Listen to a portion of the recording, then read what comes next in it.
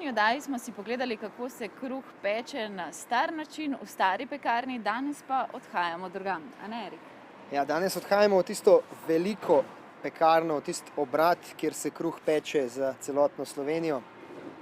Bomo videli, kako se kruh pripravlja tam. Imajo namreč veliko strojev in veliko takšnih zanimivih reči za videti. Najbolje je, da se kar odpravijo tja, da boste videli, od kod prihaja tisti kruh, ki ga imate vi ponavadi doma, če ga ne spečete sami.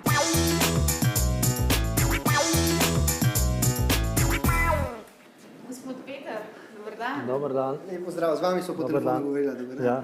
Ja, midva bi si pa rada ogledala, kako se v največji pekarni kruh peče, če lahko. Ni problema.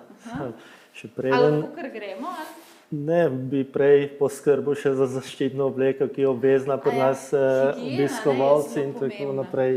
Tukaj kakšen poseben kroj? Ne, to je univerzalno za moške in za ženske, za vse enako, tako da...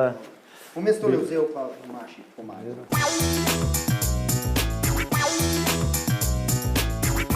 Ja. A bo takole v redu? V redu. Evo, sva. Zdaj bi pa vaju kar povabil, da gremo naprej v proizvodnjo. Izvolite.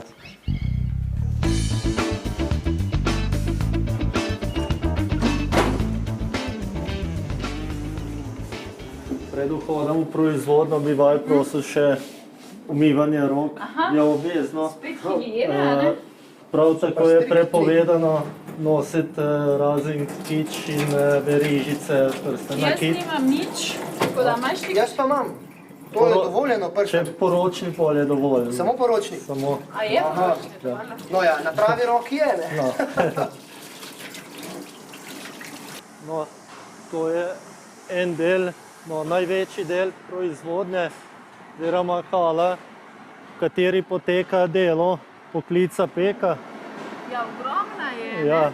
To se pravi, tukaj se vse dogaja v tem prostoru? Tukaj se vse dogaja, nekako bi razdelil poklic peka na manjše enote, kot je mešanje, to je mešalec, začne se gor.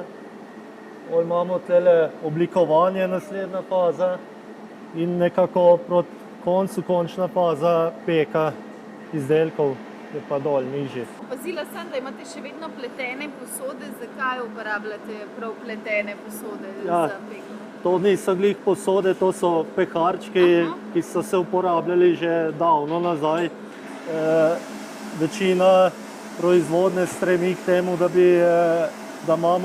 združujemo sodobno tehnologijo in da je še domače in naravno. Zdaj bi pa vaju povabil kar naprej, da si ogledamo prvi del, prvo fazo, nekako mesitev kruha in na to gremo po delih naprej. Ker pojdimo.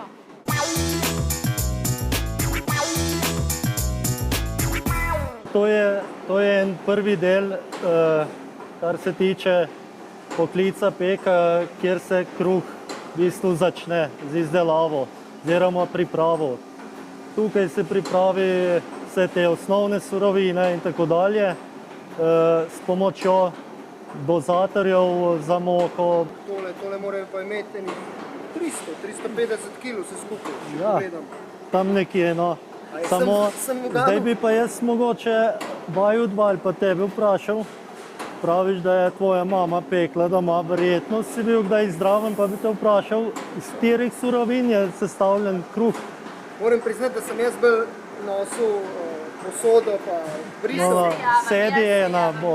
Moka, kvas, voda, sol, pa majčken medu, pa je.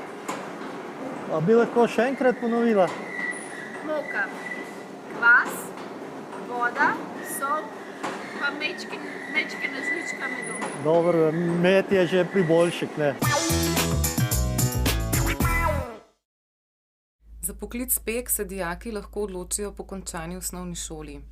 Svoje šolanje oziroma usposabljanje lahko nadaljujejo na različnih strokovnih živilskih srednjih šolah, ki so locirane širom po Sloveniji. Natančne podatke oziroma informacije o lokacijah lahko najdejo na spletni strani.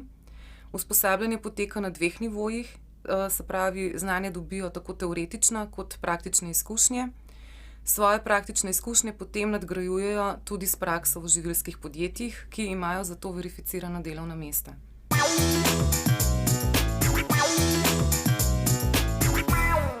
Po umestitvi poteka naslednja faza, to je deljenje, tehtanje testa. Poteka pa nekako čez sipni koš, se da v tali in potem mašina sama s pomočjo regulatorja, tukaj rabiš težo izdelka, naštimaš in odtehtan kos pride na ta del, kjer se oblikuje hlebec.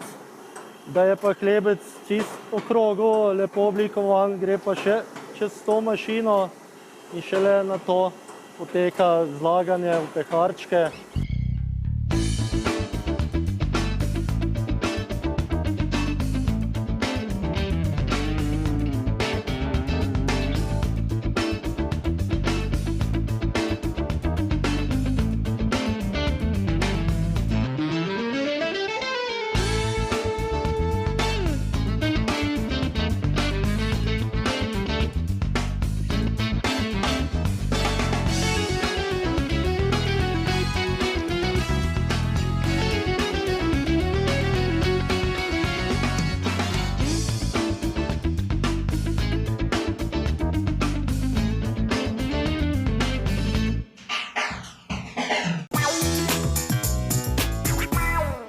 Po končanem usposabljanju se peki lahko zaposlijo kot samostojni podjetniki, ustanovijo svojo lastno obrt, obrtno delavnico, ustanovijo lahko svoje lastno podjetje oziroma se zaposlijo kot peki v velikih živilskih podjetjih, industrijskih pekarnah. Ravno industrijske pekarne imajo veliko povpraševanje po tem profilu.